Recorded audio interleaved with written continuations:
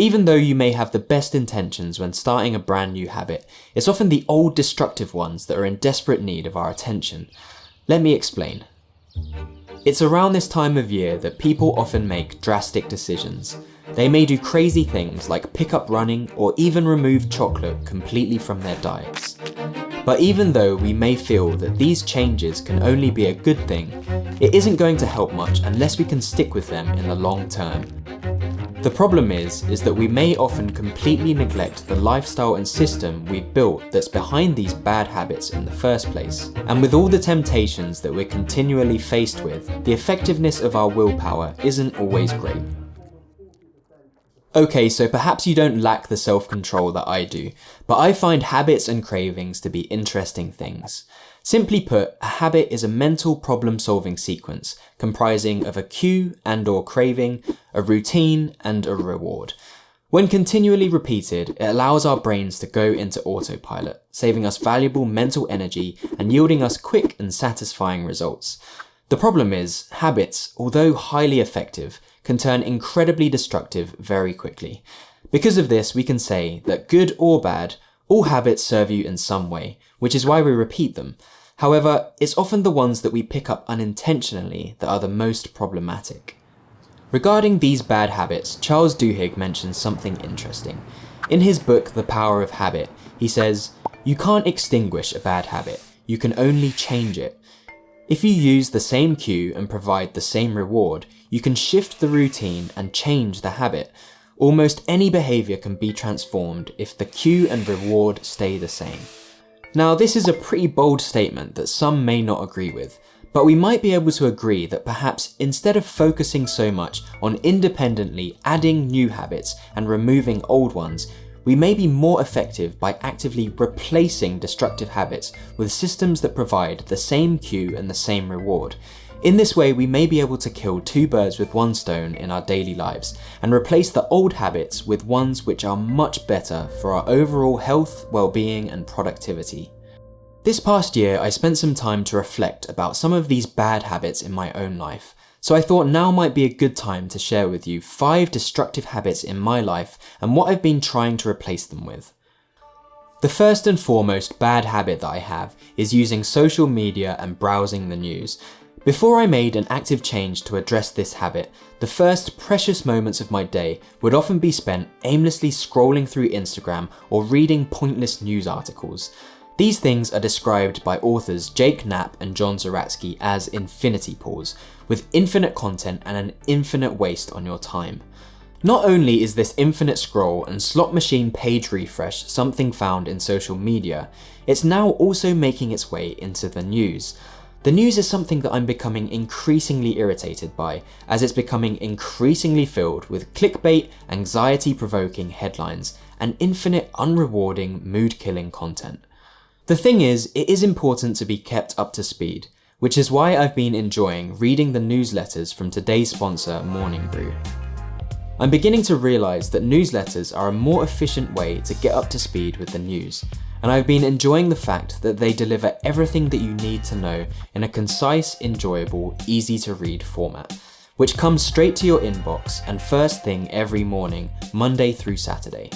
This has allowed me to quickly access insightful information, like how just the other week Tesla was the largest company to ever enter the S&P 500. Morning Brew is ideal if you're like me and interested in business, finance, and tech. And what's best is that it's completely free, and it takes less than 15 seconds to subscribe.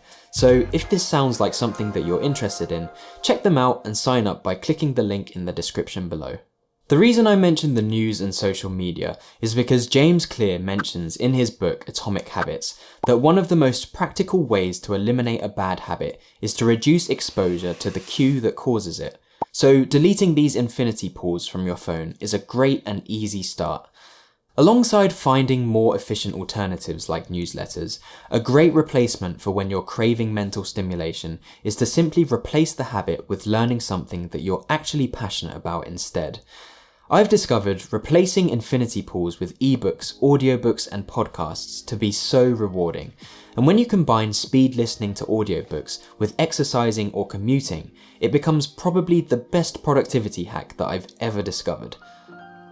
Another habit that I found to be incredibly destructive for my productivity is stimulants. And this is all because they drastically affect the quality of your sleep, and therefore your ability to function at your full potential.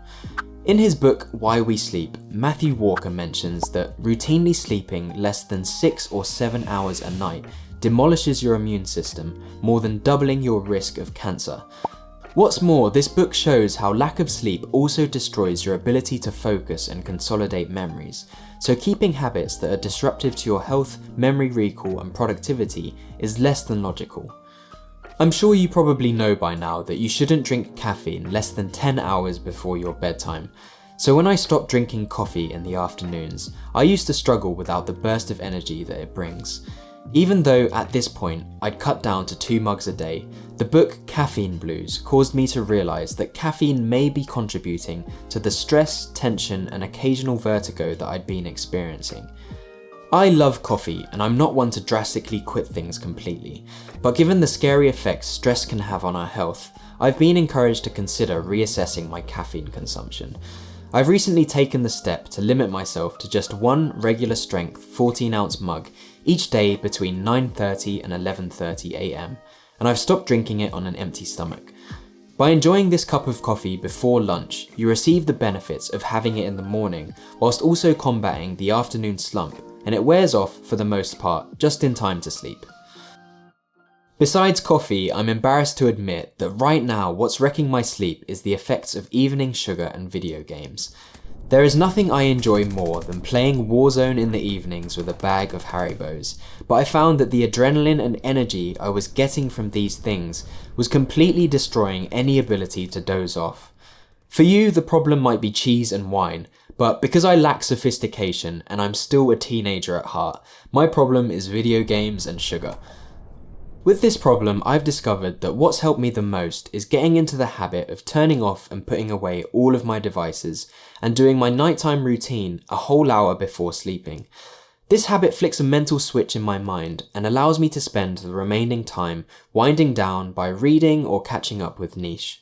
Furthermore, by replacing sugar and coffee with rooibos, nuts and fruit, these changes have really helped in improving the quality of my sleep, and I found it subsequently improves my productivity, energy and focus the following day. Everyone knows the phrase, "you are what you eat," but not many people realise the drastic effects that processed foods and a lack of vegetables may have on your health. Not only may a surplus and lack of certain foods impact your skin, hair, sleep and energy levels, they can also drastically increase your health risks and decrease your lifespan. This is why there's the World Health Organization incentive to eating 5 fruits and vegetables a day, something that's often a lot easier said than done. Really, this incentive is aimed for 5 to 9 portions a day, but for someone who isn't a huge fan of salads, it's a struggle to get in even 5. So I found that by drinking smoothies every morning for breakfast, you get a massive head start on your day. If you're someone used to the normal fatty, sugary breakfast that is so common in today's Western society, this is really quite an easy fix. Grab yourself a blender, a bag of leafy vegetables and some frozen fruit, and you'll never go back. There are thousands of recipes out there online, but recently I've been enjoying the kale and frozen pineapple combination with a splash of apple juice. However, I'll usually switch this up depending on what our grocery shop is for the week. I found that this easy habit really helps with getting my 5 a day, and it also reduces the risk of heart disease and strokes, amongst other things. Arguably, the worst all-encompassing habit that we're all plagued with is procrastination. This is something that Steven Pressfield describes as the resistance in his book The War of Art. He states, "It's not the writing part that's hard. What's hard is sitting down to write. What keeps us from sitting down is resistance." Whether it's writing or drawing or anything else, procrastination always seems to set in. When this happens to me while scripting a video, my habit is to continually check YouTube for new content.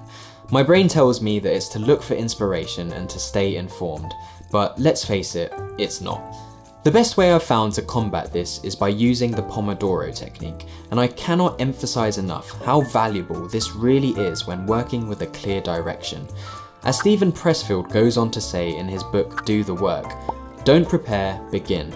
Our enemy is not lack of preparation, the enemy is resistance, our chattering brain producing excuses. Start before you are ready.